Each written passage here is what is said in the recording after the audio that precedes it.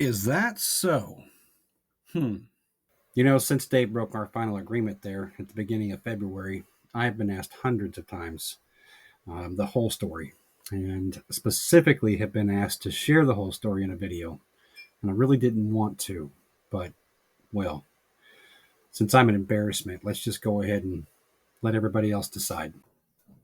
And for those of you that already know the whole story, you can move along, but this will explain myself on some of my videos. And those of you who think that I'm clout chasing and all that crap, stick around.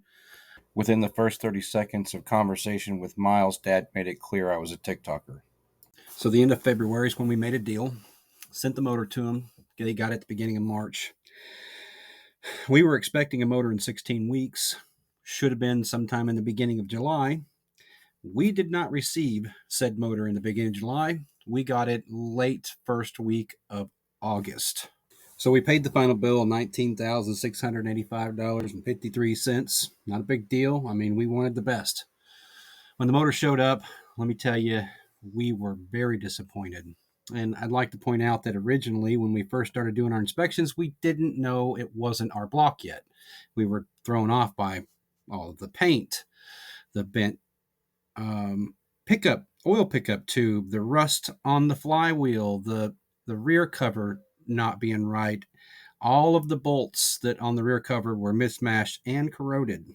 So it's at this point that Dad makes a call to Miles, and they say, "Oh, we're going to send you a new flywheel cover, bolts." So same day, right after the first phone call to Miles, we realize it's not our engine. We start doing a deeper inspection and see all the corrosion that's on this block and rust and silicone in the heater hole. The heads are pitted. There is overspray, what appears to be between the mains and the block. It is everywhere. I posted these two videos, friends only, sent them to Dave's, called Dave's, got the receptionist, told her about the videos to let him know, with no response after an hour. Then Dad calls. He gets an answer. Miles answers and says, "Hey, these are long videos. Let us watch them and we'll get back to you." Well, Miles got back to us and said, "We built you a good engine." That was all he would say. So after some days, we sent an email. And pretty promptly, this was Miles' response. So now it's the 15th of August, and I make the first video where, I don't know, a lot of people said I was full of crap. And then I made the second video on the 20th of August showing the proof. And then that's when movement really started happening. So it took 3 days and Dave got a hold of us. It was at that point we had a 16-minute conversation first thing that morning. And he was very nice, apologized, tried to relate to us, said this was not normal for him or his company. He wouldn't have been in 40 years of business if this was the kind of way he did things. Well, all right, fine. He said he needed to calm the masses, and we agreed to do that as long as he agreed to make an apology video. And that was my agreement to him, and that I would take the videos down for that.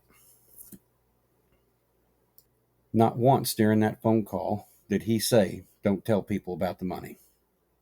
But I did send out a bunch of messages, 6 or 7, telling people that he's going to pay for half the engine and that it sounds like he's going to take care of things. Cut to about 5 hours later, when we have a phone call with him, verifying payment and all that. And he says, "Oh, by the way, don't tell anybody." And I'll mind you that I know for a fact that Maniac Mechanic had put out a video stating that they were going to cover half of it. And Dad said, "Hey, you need to fix this." And I'm like, how the hell am I supposed to fix this?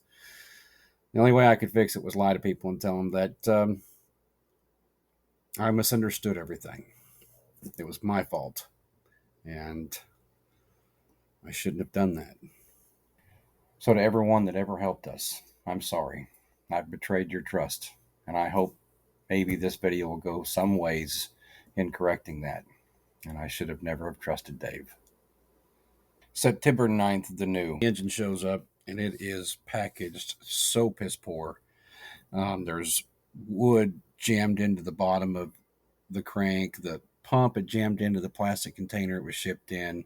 They literally just threw some 2x4s in there and sent it. So now I make a video of me crating up and showing how I felt like it should be done. And at the same time in that video, asking them, and Dave and Miles, to comment back. I'd love to see how it arrived. And of course, they didn't. So this brings us to December 15th, roughly, where Tyson and his dad are struggling to get communication, just like we had an issue getting communication. And I make a video asking for a response. And boy, howdy, do they get a response. Basically, Tyson's forced to make an apology video that Dave required them to allow him to edit. And look, there's a lot more to this story that I can't talk about. And I'm going to leave it alone. And at some point, I have no doubts when it breaks, it will break the internet. After hearing Tyson and his dad and his girlfriend, fiance talk, it broke my damn heart to hear how they were treated.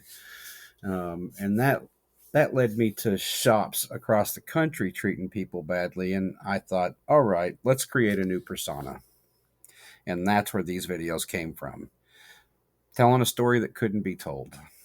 Before I had made any videos this month, I had found out that Dave deleted his apology video to me at the explanation.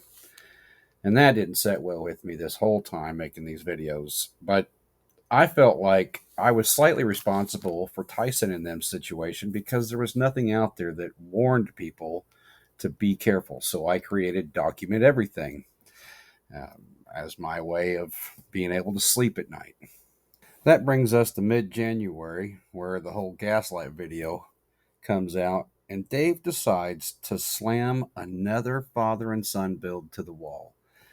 And why he did this, I don't know, but it really, really upset me knowing how he treated these people, and I wished I could go into it, but I can't. I did, however, make this video in response to his video. Should I have? Probably not.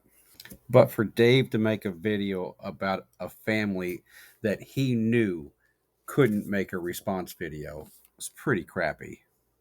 That brings us to beginning of February, where Dave has his podcast with Miles, and he talks about the $6,500 that he agreed, made us agree not to share. But, here he is spelling it out, and it's just another agreement broken. And then I turn and, of course, make this video in response to that. And let me tell you, I was pissed. So now the message you saw of Dave calling me embarrassment, that was in response to a video that's no longer available. It was Chuck telling me how upset he was that I lied to him. And he was right. And I spent better part of 6 hours responding to everybody in those comments threads, defending my position. And it wasn't much of a defense. It was me telling everybody that Chuck has every right to be upset at me. And Dave thought it was a great time to go ahead and call me an embarrassment and that I should just stop.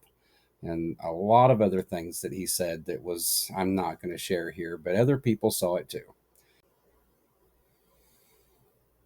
So after all this, if you still think I'm just clout chasing, do me a favor and block me. That's not what this is about. This is about learning from each other. This channel is about having fun and building a community, because leaving a living record is probably the most important thing to me, considering my autoimmune situation. So anyhow, I want to thank everybody for watching. And honestly, I don't want any more of this negative crap. This will be my last day video as long as he doesn't attack me. Y'all have a good day, and we'll see you on the next one.